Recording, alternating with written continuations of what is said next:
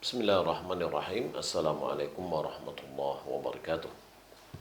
Alhamdulillah rabbil alamin, wassalatu wassalamu ala asyrafil anbiya'i wal mursalin wa ala alihi wa sahbihi ajma'in. Amma ba'du. Ibu dan akhwat yang dimuliakan Allah Subhanahu wa taala, kembali kita melanjutkan kajian kita. Kita ambil untuk beberapa topik. Kita masuk kepada bab Ar-Rabi', bab yang ke-5 dari kitab Fiqh Muyassar fi Dha'il Kitab wa Sunnah, di dalam masalah syurutus shalah wa arkaniha wa adillati dzalika wa hukmi tarikiha. Syarat-syarat salat serta rukun-rukun salat serta argumen terhadap hal itu serta hukum orang meninggalkan salat. Kita ambil beberapa poin. Yang pertama, persoalan jumlah salat yang diwajibkan. Fi adad salawatil maktubah. Adad salawatul maktubah 5.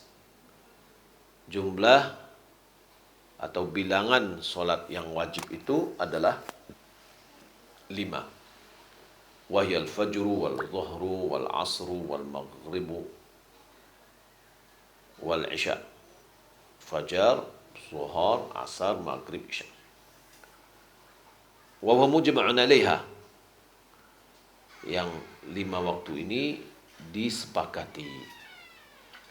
Qad dalla 'ala dzalika hadits Talhah ibn Ubaidillah anna Arabiyyan qala ya Rasulullah madza faradallahu 'alayya min as-salah? Qala 5 salawatin fil yawmi wa laylah. Yang menunjukkan hal itu adalah hadis Talhah bin Ubaidillah bahwasanya ada orang Arab pedalaman berkata, "Ya Rasulullah, apa yang Allah wajibkan kepadaku dari solat?" Lalu beliau bersabda, solat 5 waktu siang dan malam. Dan hadis Anas bin Malik, wa hadis Anas fi qissati ar-rajuli min ahli al-badiyah, wa qawluhu li Nabi sallallahu alaihi wasallam wa za'ama rasuluka anna alaina 5 salawatin fi yawmina wa laylatina. Qala sallallahu alaihi wasallam sadaq. Al-hadis. Hadis Anas dalam kisah seorang yang datang dari pedalaman. Dia berkata kepada Nabi sallallahu alaihi wasallam, utusanmu mendakwakan bahwasanya diwajibkan atas kita solat 5 waktu siang dan malam. Lalu sallallahu alaihi wasallam mengatakan, benar dia itu. Intinya adalah jumlah solat yang wajib itu adalah 5 waktu. Persoalan yang kedua, alaman tajib. Alaman tajib. Kepada siapa diwajibkan solat tersebut? Tajibu alal muslim al-baligh al-aqil. Diwajibkan kepada muslim yang baligh, yang berakal. Ghair al-haidhi wal nufasa. Tidak yang haid dan nifas. Wa yu'mar biha as-sabi idza balagha 7 sinin. Diwajibkan kepada anak kecil, anak-anak apabila sudah berumur 7 tahun. Diperintahkan kepada anak-anak apabila dia sudah berumur 7 tahun. Wa yadrubu 'alaiha li 'ashrin. Dipukul dia atas kelalaiannya jika berumur 10 tahun.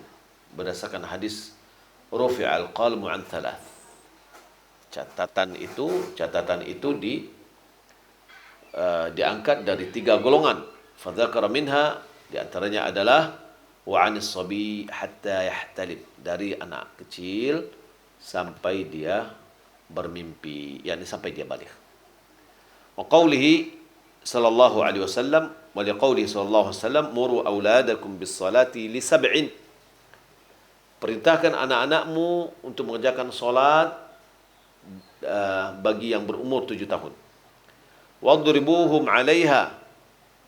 Pukullah mereka atas kelalaian solat itu.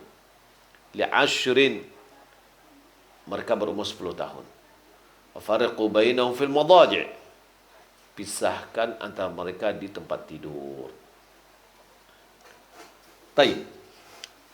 Yang ketiga adalah syarat-syarat solat. Syarat-syarat solat itu ada 9. Yang pertama Islam. ini seorang muslim, maka tidak sahlah solat dari orang kafir. Karena orang kafir libutlani amalihi, amalannya batil. Yang kedua al-aql, yakni berakal, fala tasihhu min majnunin li'adami taklifihi. Maka tidaklah sah solat dari orang gila karena dia tidak dibebani. Yang ketiga wajibnya adalah bulugh, orang yang sudah akhir baligh. Fala tajibu 'ala as-sabi hatta yablugh. Tidak diwajibkan kepada anak-anak sampai dia baligh. Walakin yu'mar biha li sab'in, akan tapi diperintahkan karena berumur 7 tahun. Wa yadhur wa 'alayha bil 'ashrin, dan dia dipukul jika melalaikan solat dalam umur 10 tahun. Berdasarkan hadis Nabi, muru auladakum bis salati ila sab'in, perintahkan anakmu solat karena berumur 7 tahun. Yang ketiga, at-taharatu minal hadatsaini, suci dari 2 hadas. Ma'al qudrah, jika seandainya mampu. Berdasarkan hadis Nabi SAW dan hadis dari Ibnu Umar, la yaqbalullahu salatan bighairi tahurin. Allah tidak menerima salat apapun tanpa bersuci.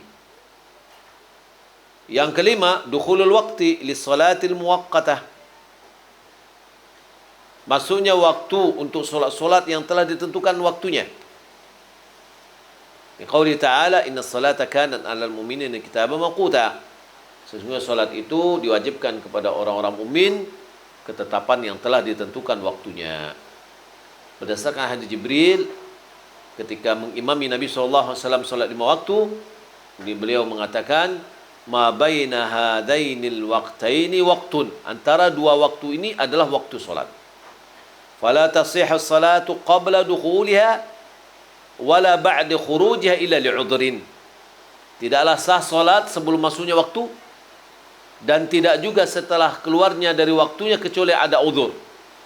Tapi solat sebelum masuk waktu tidak sah. Setelah habis waktunya sah apabila memiliki uzur. Kalau tidak memiliki uzur maka tidak sah. Yang keenam, sitru aurah ma'al qudrati bi syai'in la yasiful bisyrah. Menutup aurat bagi yang mampu dengan sesuatu yang tidak membayangkan kulit. Jadi enggak boleh tipis. Karena Nabi karena Allah Subhanahu wa taala berfirman, ya bani Adam khudhu zinatakum 'inda kulli masjid. Wahai anak Adam, ambillah pakaianmu ketika setiap salat. Qalu ta'ala, la yaqbalu Allah salata haidin illa bi khimar. La yaqbalu Allah salata haidin illa bi khimar. Allah tidak menerima solat wanita yang sudah haid kecuali harus menutup auratnya, yaitu pakai khimar. Wa auratul rajul baligh ma baina as-surrati wa rakbah. Auratnya laki-laki dewasa adalah antara pusat dengan lutut. Liqaulihi sallallahu alaihi wasallam Jabir, karena Nabi mengatakan kepada Jabir, idza salaita fi thawbin wahidin fa in kana wasi'an faltahif bih wa in kana dhaikan fattazir bih. Kata Nabi SAW kepada Jabir, jika engkau solat dengan memakai kain, 1 lembar kain, apabila dia panjang atau lapang, maka putarkan atau lilitkan ke tubuhmu. Apabila dia sempit, maka ikatkan ke pinggangmu. Fal awla wal afdal ayaj'ala 'atiqihi syai'an min ath-thiyab. Dalam kondisi yang itu, yang lebih afdal baginya adalah dia letakkan sesuatu di pundaknya. Ada kain yang menutup kedua pundaknya. Dan Nabi sallallahu alaihi wasallam naha ar-rajula an yusalliya fi thawbi laysa 'ala 'atiqihi minhu syai'. Nabi melarang seorang solat dengan pakaian yang tidak menutupi pundaknya. Wal mar'atu kulluha 'auratan illa wajhaha wa kaffaiha. Wanita itu seluruh tubuhnya adalah aurat kecuali tangannya dan kecuali wajahnya dan tangannya. Wajah yaitu yang kita basuh dalam berwudu. Di bawah dagu di bawah dagu itu termasuk aurat. Di bawah dagu termasuk aurat. Wa kaffaiha, kedua tangan beliau. Ya, maksudnya kedua tangan wanita. Ya, maksud tangan di sini yang sampai ke pergelangan. Depan dan belakang itu tidak termasuk aurat. Illa idza sallat amama al-ajanib, kecuali kalau dia solat di depan laki-laki yang asing darinya. Ai yang bukan mahramnya. Fa innaha tughatti kulla syai', maka dia diwajibkan untuk menutup semuanya. Liqaulihi sallallahu alaihi wasallam al-mar'atu aurah, karena Nabi sallallahu alaihi wasallam mengatakan wanita itu adalah aurat. Wa qaulu sallallahu alaihi wasallam yaqbalullahu salata haid illa bi khimar. Allah tidak menerima salat seorang wanita yang haid kecuali menutup pakai khimar, yakni menutup kepalanya. Dan ini juga binaan sesuai dengan perbedaan ulama terhadap masalah apakah wajah wajib ditutup atau tidak wajib ditutup. Yang ketujuh, menjauhi ijtinabin najasah fi badani wa thawbihi wa buq'atihi, ay makan salatihi ma'al qudrah. Menjauhkan atau menjauhkan najis dari badan, pakaian dan tempat solatnya jika dia mampu. Qauli ta'ala, karena Allah Subhanahu wa taala berfirman, "Wa thiyabaka fatahhir." Dan pakaianmu sucikanlah. Rasulullah SAW bersabda, "Tanazzahu 'anil baul, fa inna 'amata 'adzabil qabri minhu." Bersihkanlah diri kalian dari kencing. Sesungguhnya pada umumnya azab kubur itu disebabkan oleh kencing yang tidak disucikan dirinya dari kencing itu. Dan berdasarkan sabda Nabi juga, li Asma'i fi damil haidhi yusibu thawb. Perkataan Nabi kepada Asma dalam masalah persoalan darah haid yang menimpa pakaian. Tahuttuhu thumma taqrusuhu bil ma' thumma tandahuhu thumma tusalli fihi. Nabi memberikan isyarat kepada perempuan itu untuk mengureknya, kemudian menguceknya dengan air, kemudian membilasnya, kemudian sholat, memakainya untuk sholat. Sabda Nabi SAW dengan sahabatnya, waqad balal a'rabi fil masjid, yang mana seorang Arab pedalaman sudah kencing di dalam masjid. Nabi mengatakan, ariqu ala baulihi sijillan min ma'. Nabi SAW mengatakan, tuangkan atas kencingnya itu satu ember besar dari air. Berarti harus dibersihkan tempat. Ini tempat, karena di dalam masjid maka dibersihkan juga tempat dari najis. Yang kedelapan, istiqbalul qiblah ma'al qudrah, menghadap ke kiblat jika mampu. Berdasarkan firman Allah Subhanahu wa taala, fawalli wajhaka syatral masjidil haram, arahkan wajahmu ke arah Masjidil Haram. Dalam hadis, idza qumta ila sholati fa asbigh wudu thumma istaqbilil qiblah. Kata Nabi, apabila engkau berdiri untuk sholat, maka sempurnakanlah wudu'mu, kemudian menghadaplah ke kiblat dan bertakbirlah. Yang kesembilan, niat. Niat ini wala tasqutu bihalin, niat ini tidak bisa gugur sama sekali. Karena hadis Umar, innamal a'malu binniyat, amal itu tergantung kepada niat. Wa mahalluhal qalbu, tempat niat itu adalah hati. Wa haqiqatuhal azmu ala syai', hakikat dari niat itu adalah tekad untuk sesuatu. Wala yusyra' at-talaffudhu biha, tidak disyariatkan untuk melafazkan niat. Lianna Nabi sallallahu alaihi wasallam lam yatalaffaz biha, karena Nabi tidak pernah mengungkapkan, melafalkan niat walaupun dalam hati. Walam yarid anna ahadan min ashabi fa'ala dzalik, tak ada satu pun dari sahabat Nabi yang melakukan hal yang demikian. Tidak ada riwayat yang menjelaskannya. Ibu dan akhwat yang dimuliakan Allah Subhanahu wa taala, saya rasa sampai di sini dulu ya. Nanti insyaallah pada pertemuan berikutnya kita akan bahas tentang rukun salat dan hal-hal yang berkaitan dengan salat untuk kelanjutannya. Wallahu taala alam.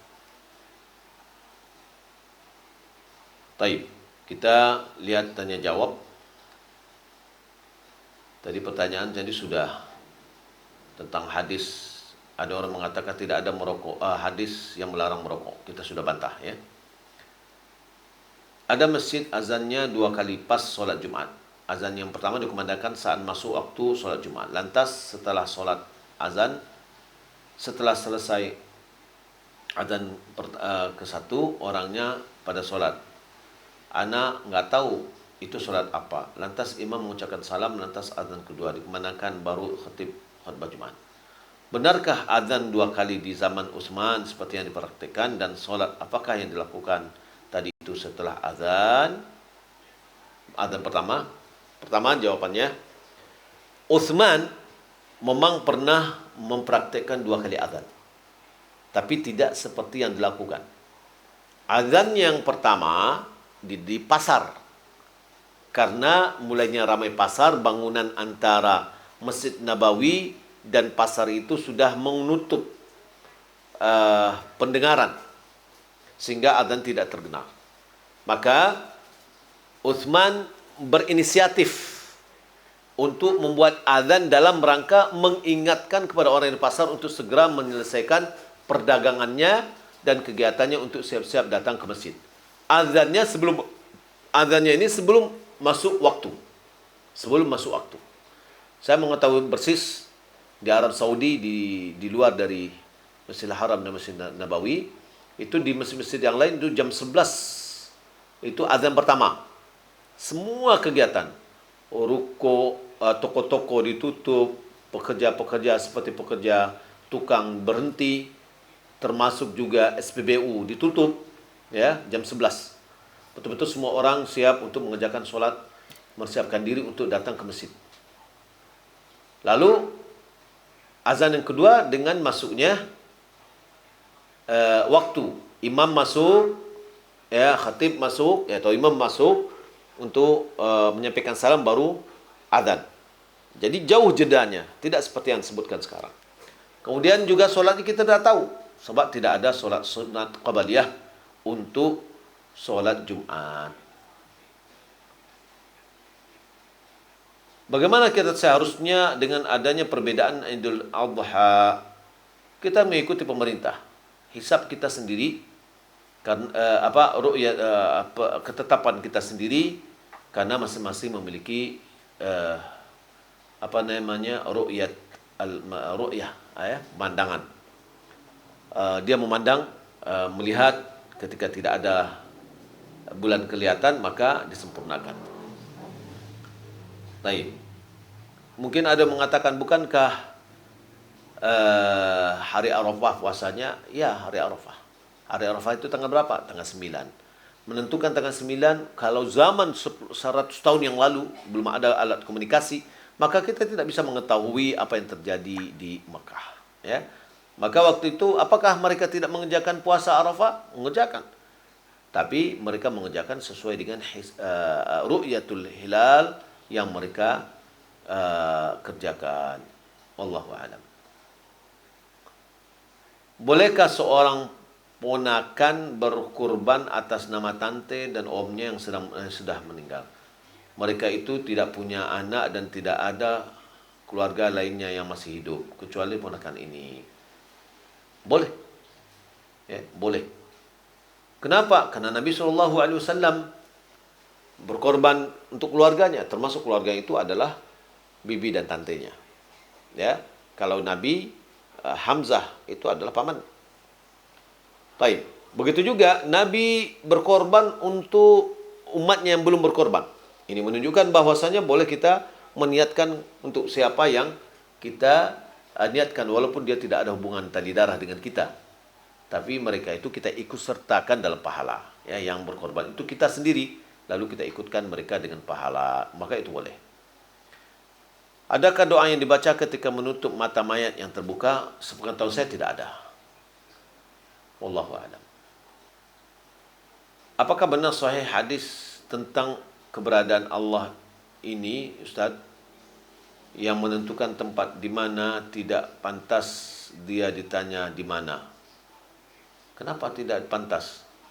Riwayat ini pasti tidak sah. Pasti tidak sah. Dikatakan riwayat Ali bin Abi Thalib pasti tidak sah. Kenapa? Karena Nabi bertanya kepada kepada seorang budak perempuan mengatakan aina Allah, di mana Allah? Lalu budak perempuan itu mengatakan Allah fis sama, Allah di langit. Ya. Bagaimana hukumnya jika seseorang meyakini Allah ada di mana-mana, kemudian dia meyakini kursi sama dengan kekuasaan Allah? Ini namanya orang mentakwil. Ini orang yang tidak sesuai dengan manhaj salaf. Orang yang tidak sesuai dengan apa yang dipahami oleh para sahabat. Ya, para sahabat memahami bahwasanya Allah itu di langit, dan banyak ayat yang menerangkan bahwasanya Allah itu di langit, di atas arsy yang di atas arsy-Nya, di atas langit yang ketujuh. Ya. Meyakini kursi sama dengan kekuasaan Allah itu adalah keliru. Ya. Dia menetapkan apa yang tidak ditetapkan oleh Allah. Ya, kita menetapkan apa yang ditetapkan oleh Allah untuk dirinya dan mengikuti apa yang telah dijelaskan oleh Nabi SAW. Benarkah arsy itu sama dengan singgasana Allah? Ya, tapi apakah sama singgasana dengan manusia? Tentu tidak. Bagaimana bentuknya juga tidak sama. Hakikatnya jelas sudah tidak sama. Ya, jadi arsy itu ya singgasana. Namanya sama, hakikatnya berbeda. Ya. Yang samanya hanya nama saja. Ya, begitu juga dengan kursi. Wallahu alam. Apakah anak yang belum khitan, anak yang masih TK, SD yang berdiri solat saf, kadang-kadang anak tersebut bermain keluar masuk dalam saf orang dewasa tersebut untuk memutuskan saf. Kemudian apakah tetap sah terhitung solat berjamaah orang dewasa berada di kiri kanan anak tersebut? Sebagian ulama memandang bahwasanya itu akan memutuskan saf. Maka oleh karena itu anak yang belum mumayyiz, maka lebih baik dijauhkan dari safnya dewasa. Mohon beri nasihat. Diri ana masih sering khilaf, bahkan sampai ke dosa. Bagaimana caranya bisa kuat untuk menahan diri tidak melakukan dosa, apalagi di hari-hari ini. Kadang ana baru sadar setelah melakukannya, apalagi dosa-dosa hati yang bisa masuk ke semua arah. Mohon nasihatnya. Iya.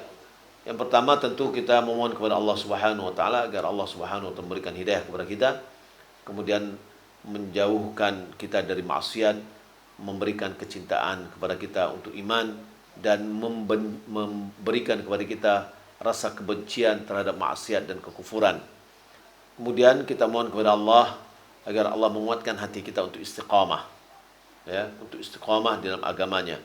Kemudian kita cari faktor-faktor yang menguatkan istiqamah kita, yaitu mencari teman. Ini sangat penting. Cari teman yang bisa kita segani, yang bisa mengarahkan kita. Kemudian doa, sekali lagi kita berdoa kepada Allah agar tetap kita diberikan hidayah. Wallahu ta'ala alam. Apa boleh rambut lurus dibuat keriting? Wallahu alam. Allah sudah jadikan kepada kita yang terbaik, maka janganlah kita merubahnya.